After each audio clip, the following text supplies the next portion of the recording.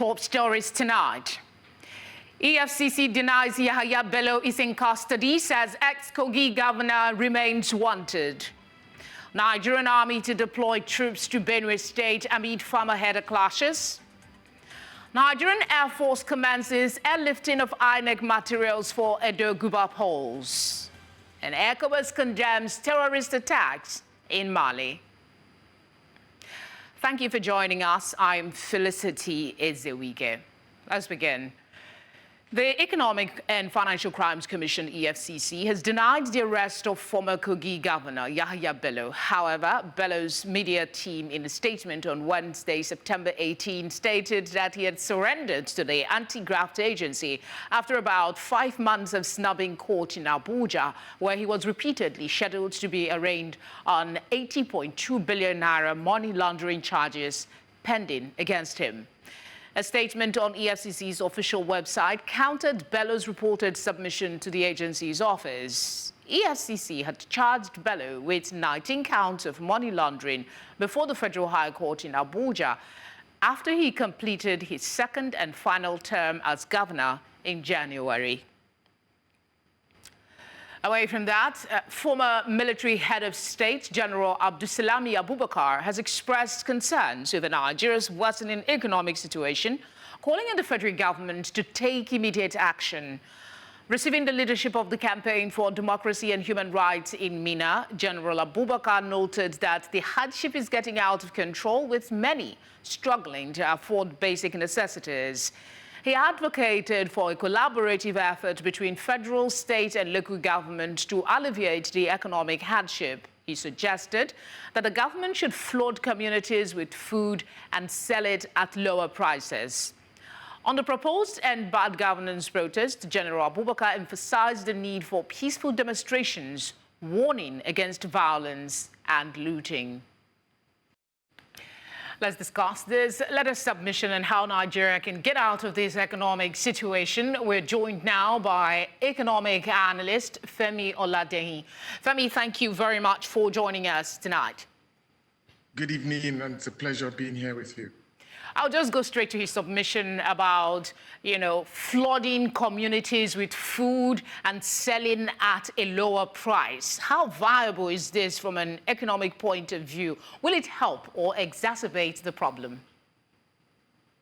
I mean, again, so the fact that General Abdulsalami is coming out to say this just exactly tells you how our leaders have run this country prior to now. Because we focus on short-term solutions and destroy the fabric of the economy, destroy the fabric of the country, without focusing on long-term solutions, which is what we should be focusing on an ongoing basis. The reality is that, look, yes, we know we're going through a difficult economic environment. Food prices have been rising, at least for the past 12 to 18 months, at unprecedented levels.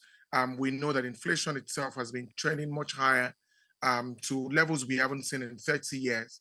But the reality is that, look, Nigeria didn't just wake up one morning and find ourselves here. The journey to this position or to this point started years ago when farmers couldn't go to their farms and the former president, Buhari, played politics with everything from the farmer-header crisis to the realization that we were having bandits literally running through our entire farmland. And that's how we got here. We didn't get here because, in 12 months, suddenly things got worse. And that's where the problem is. We need to start to look at how did we get here? What are the long-term solutions that we need to put in place to ensure that in another 12 months, we're not back in the same cycle? So by saying that the government should go and find food and sell it at cheaper prices doesn't solve the problem. It's just a palliative. And if you understand the Nigerian economy and the way the Nigerian system works, what just happens is that middlemen are enriched when you bring in all this sort of knee-jerk, sensational policies. Middlemen hijack this process, and the common man who you are trying to work for never benefits from it. I think what we should be talking about are long-term strategic solutions that can put Nigeria on food sustainability, economic growth, and of course, expansion at the end of the day. That's the Yeah, but conversation we need. I think where we are at now is at a combustive stage where people are, you know, feeling the chokehold of economic strain on their lives, their children's life, and all of that. So any suggestion that comes up, that's why we put it to you to see what happens. But then again, we agree that this is not the genesis of the problem, not this administration. It's a long-term thing. But he did advocate for a collaborative effort between all parties, the federal, the state, and local governments, to help alleviate the economic hardship. One wonders, has there been no collaboration so far? And what would one that would work look like? So look, I think that the biggest problem we have when it comes to collaboration between the federal, state, and local government has always been a constitutional problem. With due respect, General Abdulsalami lumbered us with the current 1999 constitution. And that is what has created the biggest problem, where the levels of accountability that we should be able to demand from the different arms of government are not enshrined in our constitution. So state governors can literally steal resources of the state without any consequence. Local governments have been running in the pockets of state governors for the past 24, 25 years. So the reality is that for us to sustainably feed a nation that is growing, whose population is effectively doubling every 20 years, it means that we need to move away from the agrarian and the small scale solutions that we've always looked at. What we need right now is massive, large-scale industrial farming that is able to shorten the planting to harvest season, that is able to maximize the rainy season that we have, maximize the dry season farming, and all of those things need to be done. But you see, the government needs to be able to do this at the same time by ensuring that the security situation as well that we found ourselves in allows the farmers to be able to go to those farms and for them to be able to farm without risks to their lives and their families. And that's where the bigger issue is. And I think that what we should be talking about now are structural changes to the way the country is being run. The federal government has tried everything that it possibly can, from bringing in cheaper food, removing duties on food, and trying to encourage agriculture through different schemes. But you see, it's really not the job of the federal government to actually plant and ensure that the agri sector works. It's actually about creating an enabling environment that allows the private sector to go in, maximize the land space that we have in Nigeria, and of course to be able to do this profitably and do it safely as well. So we're challenging the state governors and the local government chairman to actually complement whatever efforts that the federal government has put in place. Unless that happens, we're literally going to be back here in 12 months. I can give you guarantees on that. On the proposed governance protest, not the proposed that's already happened, Abubakar emphasized, okay, there is another proposed one for October 1. We're hoping that doesn't happen, but you never can tell. The general emphasized the need for peaceful demonstrations and warned against violence and looting. But it is curious, isn't it, that he made no mention of those currently facing charges in court for merely protesting.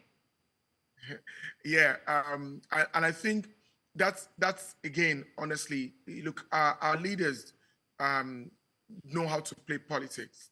The reality is that there are still people in prisons in Nigeria who protested during the NSAS protest in 2020. So to say that people should protest peacefully. Some of those people who were arrested were protesting peacefully. It's not like they were championing violence or driving a violent reaction. The reality is that the overhandedness of the security forces was one of the biggest contributors to violence across the country. The Nigerian Constitution actually guarantees the right to peaceful protests to every Nigerian. Now, the problem is that Nigeria as a country and as a people, we are so poorly policed that when peaceful protests start, the tendency for them to get violent is because we do not have the sufficient manpower in terms of police to be able to protect those who are willing to protest peacefully. And of course, the government then goes creative by coming up with some of the funny legal challenges that we had to the end ban protests that we had earlier on in the year. And those are challenges that from a nation building point of view, we have to be able to fix. Nigeria is not going to be fixed by changing the national anthem. We're going to be fixed by getting Nigerians to believe I in the Nigerian saw what you did there. I saw what you did there. Thank you very much for speaking with us. Absolutely. Thank you very much. All right, in the meantime, the federal government, under the leadership of President Bola Tinubu, says that it has introduced many interventions within the time it's been in office to mitigate suffering of the citizens of Nigeria. At a sensitization program in Umuahia, organized by the Federal Ministry of Information and National Orientation on the theme Sensitizing the Citizenry on Federal Government Intervention Programs, the representative of the Minister of Information, Glory Abiakam, enjoined the citizens to ensure they access the various interventions of government. Jerry Uzosike, a legal practitioner and former House of Assembly member, said the federal government should engage in propagating the information.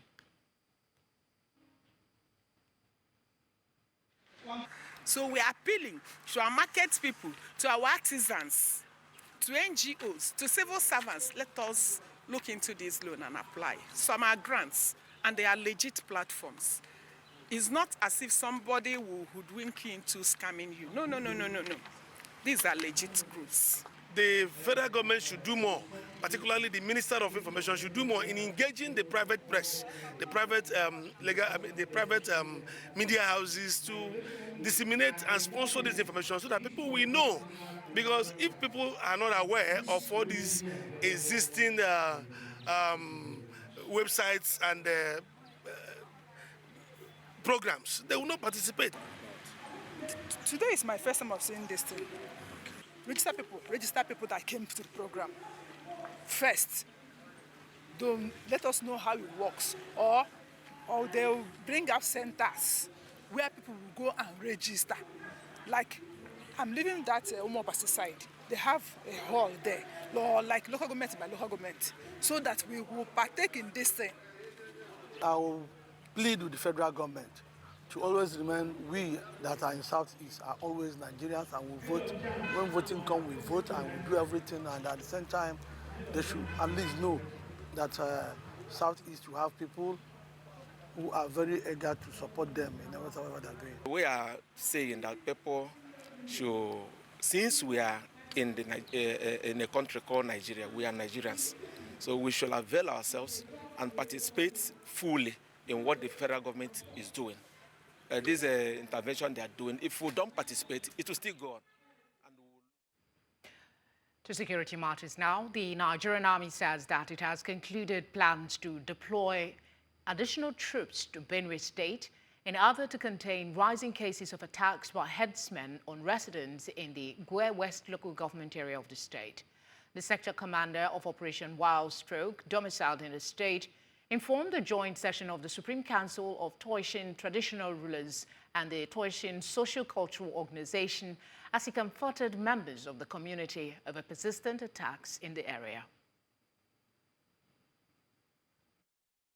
We are going to make serious effort deployment in strategic locations, and we will need your support, especially the youth. And we will continue to work with you. We are here to serve you, and we assure you that we will put in our best. We applaud the supporting roles and operations of the Operation Wide Stroke, drafted to our land to assist in the task of the daunting security challenges since 2018. The OPS personnel have put in their best for us, but more.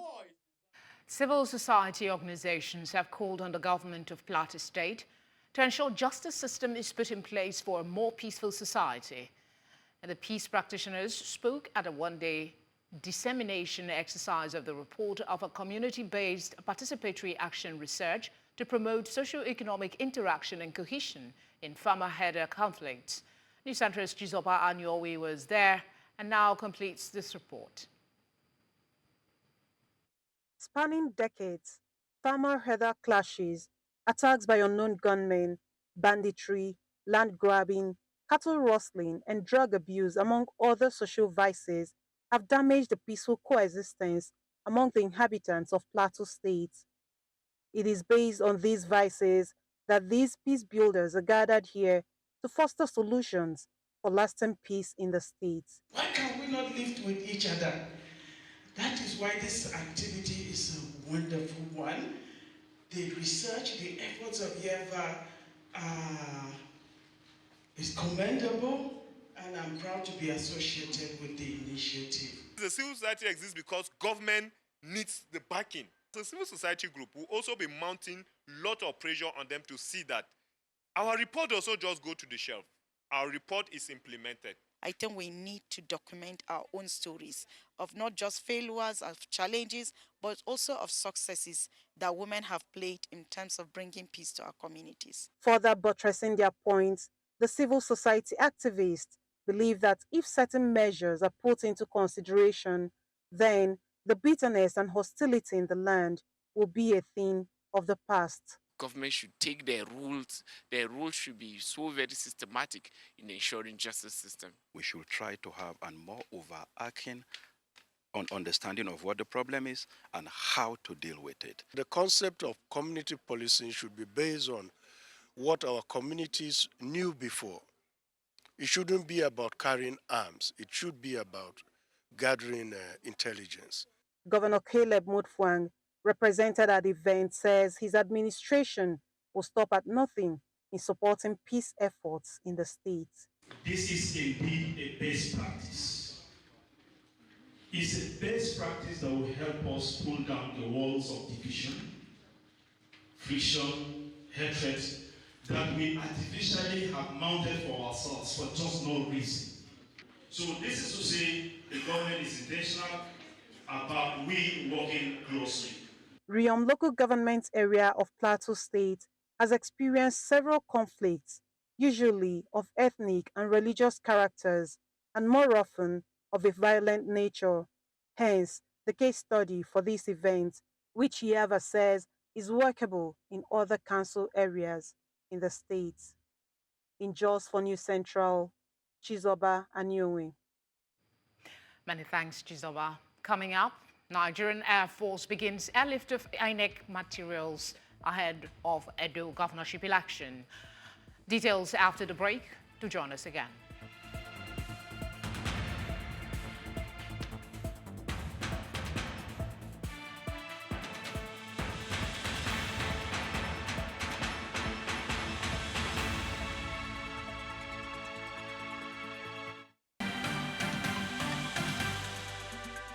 If you've just joined us, you're watching Tonight. A reminder of our top stories. EFCC denies Yahaya Bello is in custody, say ex-Kogi Governor remains wanted.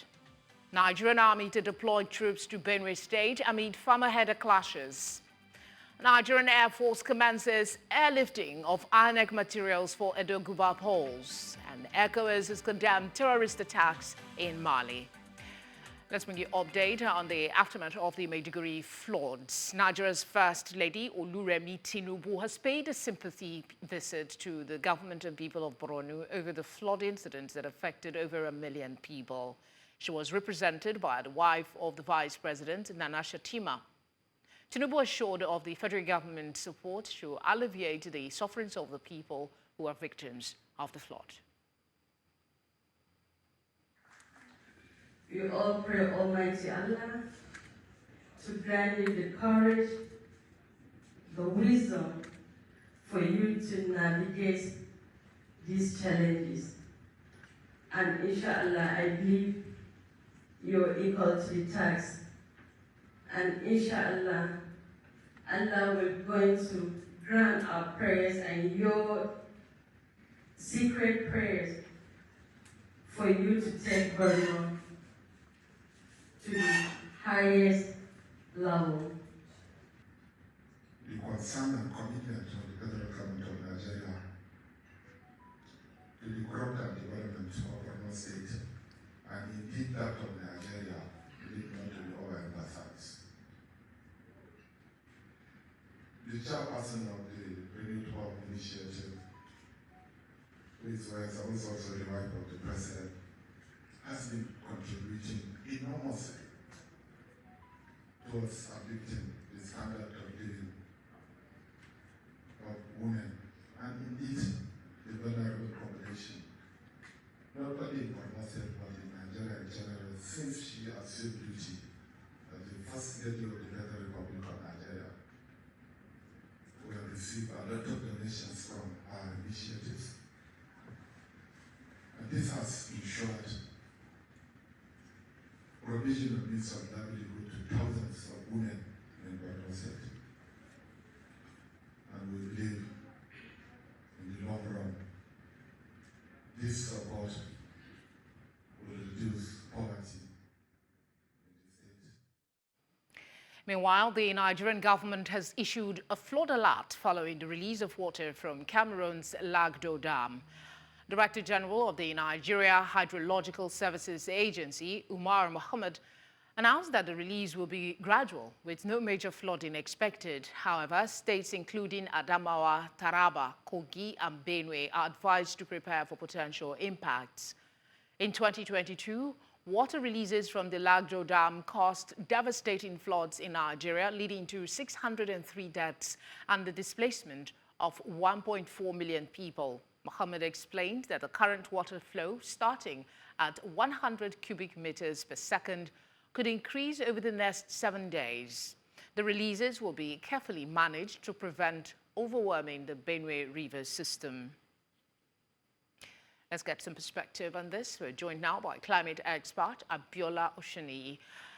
Abiola, thank you for giving us your time. The agency is assuring us that there is no cause for alarm as the major flooding is not expected, but they are urging government at all levels to step up vigilance, and adequate preparedness of possible flood impacts that may occur. Considering what happened in 2022, what's your assessment of our preparedness for the unexpected?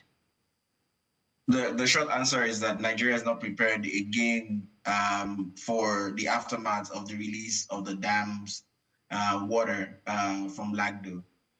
So let me just take you a little bit, back on historical lane. So we had flooding generally around that axis, 2012, 2018, and 2022 was something significant that a significant number of states had that flooding come in from the dam, and like you rightly highlighted, about 33 states had the flooding killing significant amounts of persons across the country and affecting over 1.4 million people. But one aspect of it that we often quickly do not recall is that this dam was, the Lagdo Dam was constructed and completed in 1982, right? So we had, over 30 years to have prepared for this kind of incidents as a country to manage the aftermath of this. So in short, we're not actually prepared for whatever is supposed to happen. The bilateral agreement says that Nigeria should have built our own version of the dam that is supposed to contain the water that is supposed to be in Adamawa, the Dancing Hausa Dam. Until date, there's not been anything significant that should have been like, the containing dam for this. And that's on one side. On the other side of it is, just like in Maiduguri, whenever there is the release of water from dams, you need significant, storm drainages and significant aspects of the ecosystem already prepared to be able to manage this flooding. So essentially, what we're already expecting is, a significantly higher impact from what we've seen in Maiduguri and from what we've seen in previous years. So while from the early warning alert, it is a great idea, but intentionality as a nation from 2022 till now, for us to have been able to prepare, even if we've not built the dam, but at least in terms of creating the channels, the pathways that would have been able to help us manage this overflow that would definitely come, because it is something that is already becoming an annual phenomenon. Then it means, we should have a prepared plan of action already on the table to be able to manage this. But apparently we do not have anything, even in practice, for us as a country to manage this. Okay. Quite unfortunate, really, that, I mean, we seem not to learn lessons. There's another aspect to this, though. A particular interest for me is that the release of the water commenced the same day that the statement from the Nigeria Hydrological Services Agency was published, September 17. Considering the previous argument about communications and the need for preparedness, is it safe to assume perhaps this information got to relevant states before now? If not, why, and what is the implication?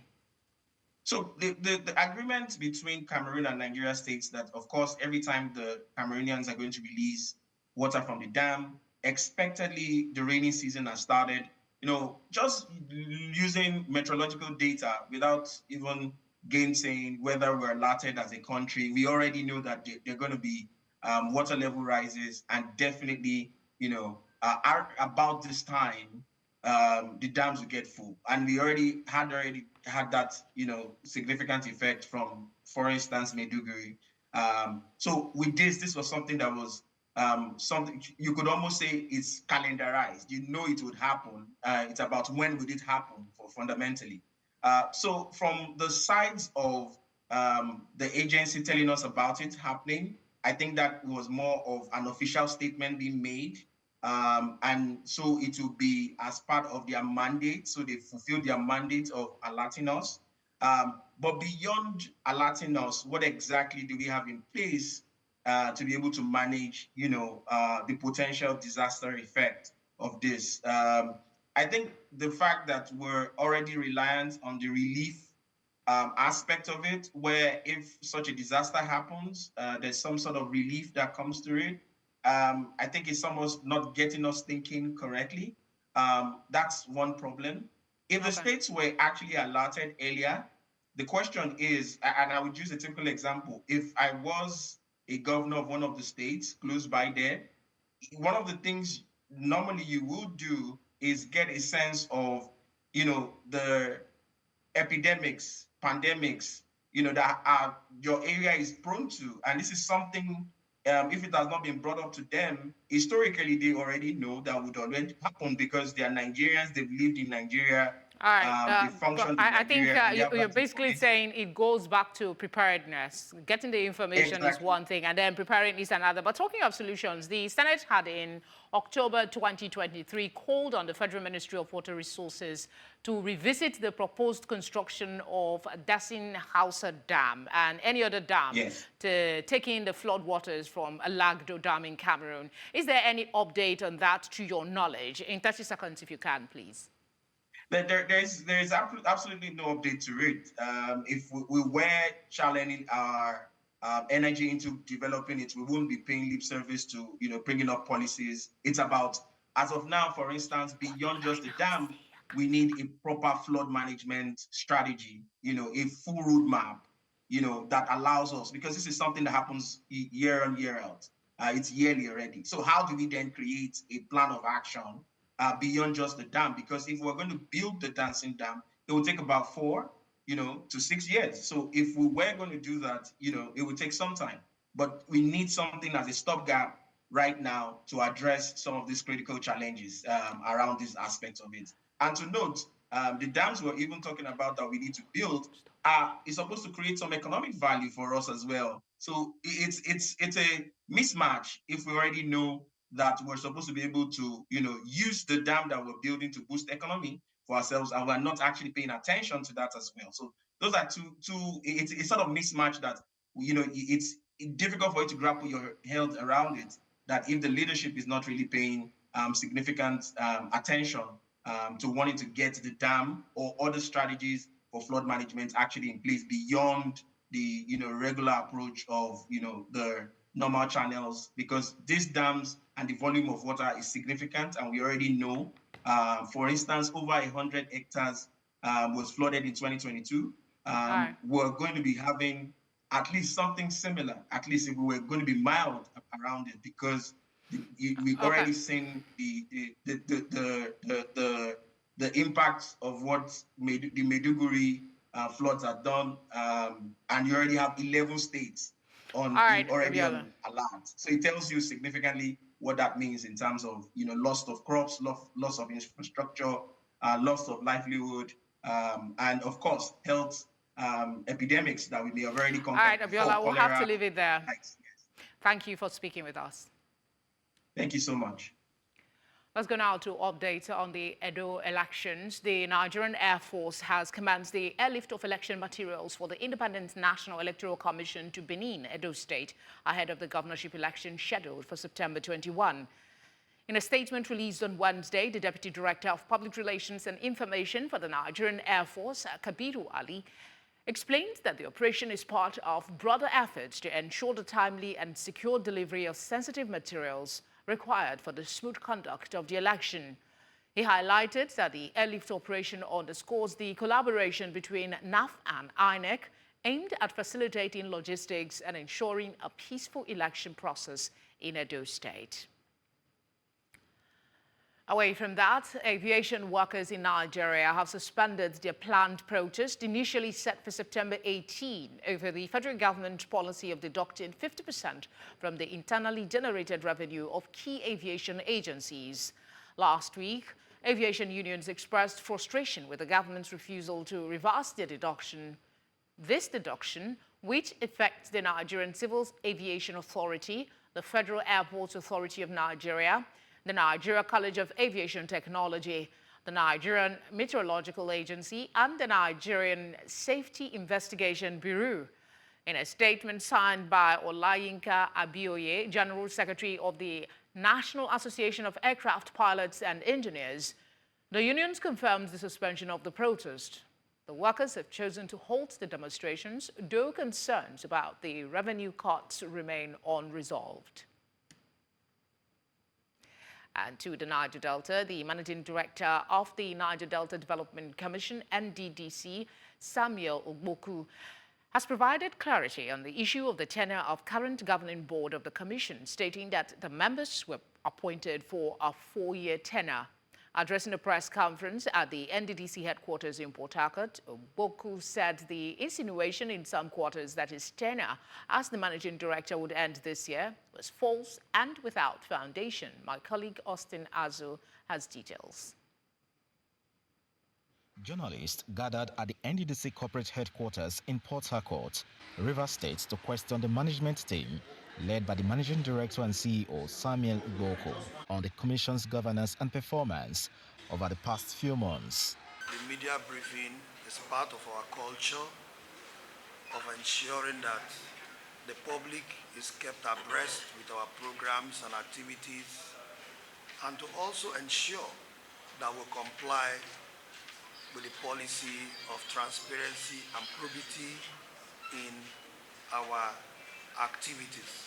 Accompanied by members of the Commission's top management, the MD highlighted several achievements in recent months, including improvements in electricity access, infrastructure development, environmental sustainability, road and project construction, education, economic empowerment, youth development, social services, and healthcare.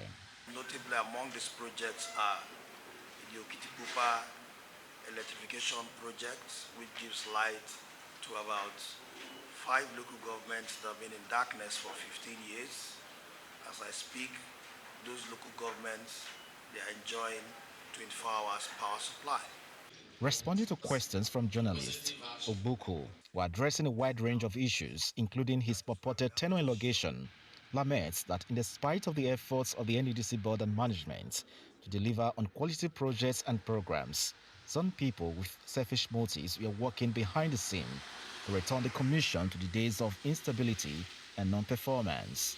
He stated that nothing would distract the NDDC board and management from deviating from its mantra of transiting from transaction to transformation.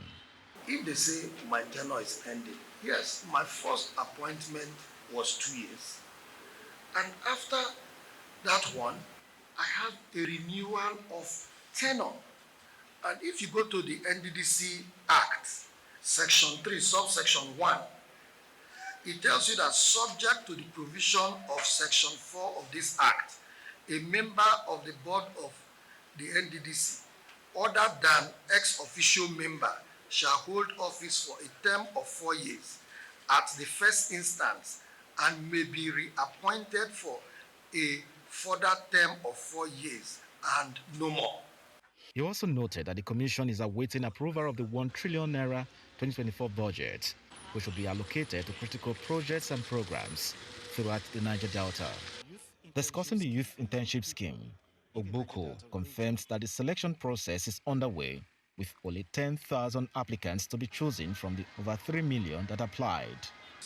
We look out for the best and those who deserve it more, based on the areas that they applied for, because all of them they applied in different areas. And based on the area of interest, from what we saw in the database, most of them actually applied in areas of agriculture. And that is one area we're happy with. In preparation for anticipated floods in the Niger Delta region, the NDDC also announced plans to build 6 multi-purpose emergency shelters for internally displaced persons in Bayelsa, Delta, and River States. In Port Harcourt for News Central, I'm Austin Azu.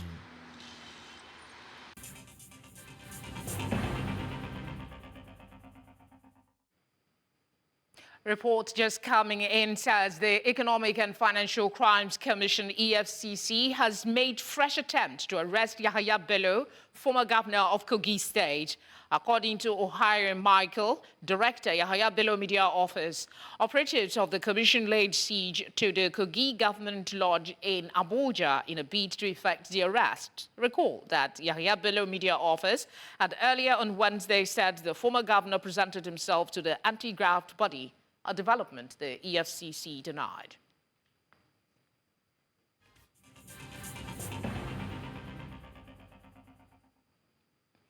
Still ahead tonight, ECOWAS condemned terrorist attacks in Mali. We have details after the break. Don't go away.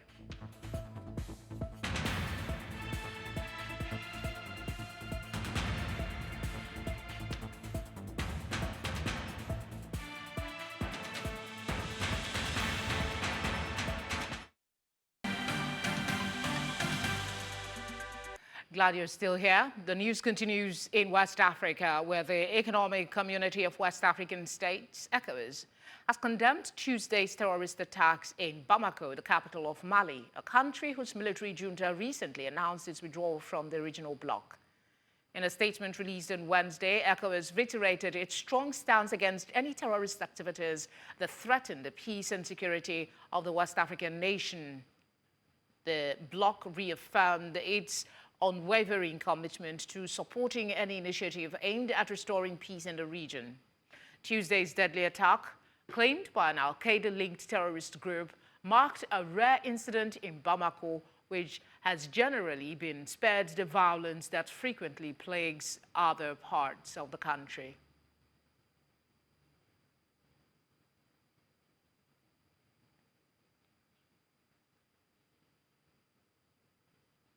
Let's go over to our business desk for today's update.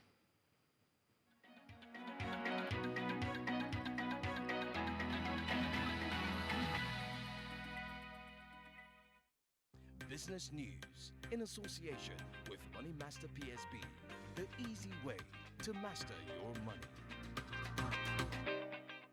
In business, the latest fraud report by the Financial Institutions Training Center, FITC, highlights that fraud involving computer, mobile, and point-of-sale systems constituted the majority of fraudulent activities in Nigeria during the second quarter of 2024. The report identified 11,532 fraud cases in this period, with these forms of fraud being the most prevalent, continuing trend seen in 2023 and early 2024. The total value of fraud in Q2 2024 reached 56.3 billion naira, a significant rise from the 34.8 billion naira reported in the first quarter. This points to a growing challenge for financial institutions in combating electronic fraud, despite increased attention to cybersecurity measures. Nigeria's federal government has introduced an advanced supervisory control and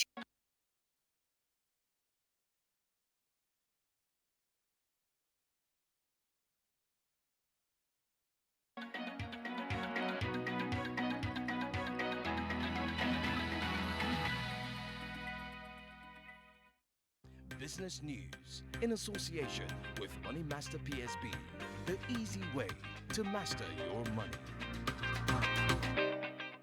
In business, the latest fraud report by the Financial Institutions Training Center (FITC) highlights that fraud involving computer, mobile, and point-of-sale systems constituted the majority of fraudulent activities in Nigeria during the second quarter of 2024. The report identified 11,532 fraud cases in this period, with these forms of fraud being the most prevalent, continuing trends seen in 2023 and early 2024. The total value of fraud in Q2 2024 reached 56.3 billion naira, a significant rise from the 34.8 billion naira reported in the first quarter. This points to a growing challenge for financial institutions in combating electronic fraud, despite increased attention to cybersecurity measures. Nigeria's federal government has introduced an advanced supervisory control and data acquisition SCADA system to manage the national power grid. This technology is expected to significantly improve the efficiency, reliability, and sustainability of the country's energy supply, marking a step toward a more stable power future for Nigeria. During the unveiling ceremony in Abuja, a speech by the Minister of Power, Adebayo Adelabu, delivered by Emmanuel Nosike, highlighted the transformative potential of the new SCADA system. The initiative is part of the broader Nigerian Electricity Transmission Access Project, which aims to modernize the nation's power infrastructure and incorporate smart grid technologies to enhance overall performance. And finally, in East Africa, Egypt is pushing forward with plans to develop the Ras Banas area on the Red Sea, aiming to attract large-scale investments, as revealed by the Housing Minister and the Finance Ministry source. This 30-kilometer peninsula located across the Red Sea from Saudi Arabia in Egypt's far south is one of the few coastal regions yet to be developed for tourism. The country's efforts to attract investment are part of a broader strategy to combat its ongoing economic crisis characterized by record inflation, a rising debt burden, and significant currency devaluations over the past 2 years. Earlier in the year, Egypt's $24 billion sale of rights to develop the Ras El Hekma Peninsula on the Mediterranean coast to a UAE sovereign fund sparked speculation about potential future deals with Gulf investors, further indicating Egypt's focus on large-scale investment to alleviate its economic challenges. And that's our offering on business news at this time. Thank you for watching. I am Perpetua Fasami Peter. The news continues shortly.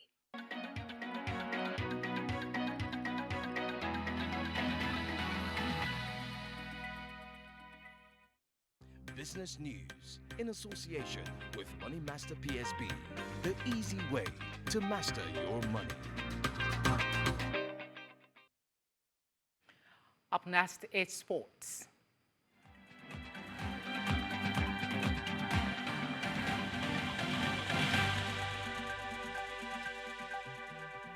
Sports Update, brought to you by Corn Oil. Corn Oil, we go the extra mile. And in sport, right-hand batter and African Games bronze medalist Pieti Lucky will captain Nigeria's under-19 girls as they travel to Rwanda for the 2025 ICC under-19 Women's Cricket World Cup qualifiers. The Nigeria Cricket Federation announced the 14-player roster for the rescheduled qualifiers, which will be played from September 22nd to the 29th in Kigali, Rwanda. Captain Pieti will be joined by some other female yellow-green stars, which include Super Bowler Peculiar Agboya, teenage sensation Shola Adekule, Lilian Ude, and Christabel Chukwonye. Others are Keide Amusa, Anointed Akigbe, Peace Usen, Deborah Bassi, Egwakon Omosigo, Victory Benedion, Iene Ubong, Naomi Meme, and Beauty Ogwai. And now to the world of wrestling. President of the Nigerian Wrestling Federation, Daniel Igali, has announced that he will step down from his role and will not seek re-election when his tenure ends next year. The Canadian Olympic gold medalist noted that his decision was because of lack of government support ever since he was elected as a federation leader 12 years ago. Igali, who has led the federation for over a decade, expressed disappointment at the lack of backing, which has influenced his decision to leave the role. His departure will mark the end of an era for Nigerian wrestling where he has been a prominent figure in promoting the sport. Under Igali's leadership, Nigeria produced world-class wrestlers like Blessing Obododudu and Oduayo Adekuroye. And out to football, Nigeria's sole representative in the 2024-25 CAF Confederation Cup, Eimba Football Club, have arrived at the Godswill Akpabio International Stadium in Uyo to commence preparations for the crucial second leg clash against Etoile Filante of Burkina Faso. After a goalless draw in the first leg held in Bamako, Mali, the People's Elephant are determined to secure a victory in the winner-takes-all encounter. With a place in the CAF Confederation Cup group stages on the line, Eimba will be looking to leverage their home advantage at the prestigious Uyo Stadium, which will host a high-stakes return fixture. The decisive match is scheduled for the 22nd of September 2024. And to wrap up sports update, the Ghana Football Association is exploring options, including neighboring Togo, to host its 2025 Africa Cup of Nations qualifier against Sudan after CAF deemed the country's major sports stadium unfit for international matches. The Baba Yara Sports Stadium, along with other key venues such as Accra Sports Stadium and Cape Coast Stadium, have been shut down for maintenance following CAF's directive. With the match just a month away and no stadium currently available, the Ghana Football Association is urgently considering Togo's national stadium, which meets CAF's requirement. There are also discussion about possibly hosting the game in Ivory Coast, a country with strong ties to Ghana, especially following the support for the Black Stars during the 2024 African Cup of Nations. Ghana hopes to resolve the stadium issues soon, but the possibility of playing the crucial home match outside the country remains a serious consideration. And that wraps it up on Sports Update, and Favor Itwa.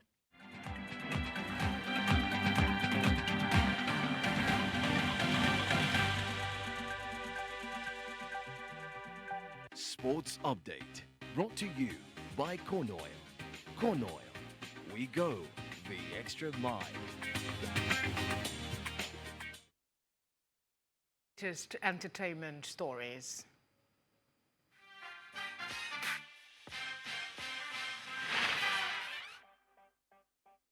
Entertainment news in association with Glow Unlimited. Tonight on Entertainment News, Nigerian Afrobeat star Iris Star is set to perform at the highly anticipated Canex Weekend 2024 concert in Algiers, Algeria, alongside a lineup that includes South Africans Amapiano pioneers Scorpion Kings and legendary Tuareg group Tinariwen. Since her 2021 breakout hit Away, Iris Star has gained international recognition, becoming the youngest African female artist to surpass 100 million views on a single YouTube video. Other performers include Kenya's Sophia Nzu, known for blending African traditions with global sounds. The concert, scheduled for October 17th, is part of Canex Weekend, Africa's largest gathering of creative industry professionals. The 4-day event holds from October 16th to 19th, aims to connect African creatives with global opportunities, featuring panels, workshops, and performances that explore the intersection of culture and business. Concert is exclusive to registered delegates, and the event encourages creatives to collaborate and showcase their works on the global stage. Stars from music, film, and sports paid tribute to former President Jimmy Carter ahead of his 100th birthday, celebrating his legacy of human rights and love for music. The event, held at Atlanta's Fox Theater, which headliners included 5-time Grammy Award winner Angelique Kidjo, B.B. Winers, Kellen Carter, India Ree, the B-52s, and the Atlanta Symphony Chamber Chorus, reflecting Carter's belief that music brings people together. The benefit concert, airing on October 1st, Carter's birthday, raised funds for Carter's Center, which Carter founded with his wife, Rosalind, to support global democracy and human rights initiatives. The night was filled with reflections on Carter's presidency, his love for music, and his role in expanding protected lands. Personal tributes came from figures like Benue King, who highlighted Carter's connection to the civil rights movement, and the former Atlanta Braves player, who honored him as the team's #1 fan. The bipartisan tributes from former presidents Barack Obama, Bill Clinton, and George W. Bush, along with President Joe Biden, were in contrast to former President Donald Trump's absence, signaling political divides as Carter's family looked forward to the future with excitement for Kamala Harris' potential rise. That's all on Entertainment Tonight.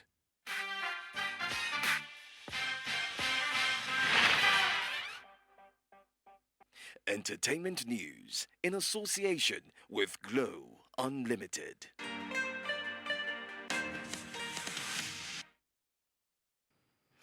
And that's all we have for you tonight. But before we go, let's take another look at some of the major stories. EFCC has made fresh attempts to arrest Yahaya Bello, former Kogi State Governor. Nigerian Army to deploy troops to Benue State amid farmer-header clashes. The Nigerian Air Force has commenced airlifting of INEC materials for Edo Guba polls. We also brought you news that ECOWAS has condemned terrorist attacks in Mali. Do send your eyewitness report to the number showing now on your screen. You can follow us on social media at News Central TV. You can watch News Central live on DSTV channel 422, Star Times channel 274, Avo TV, and on YouTube. Thank you for watching. Have a good night.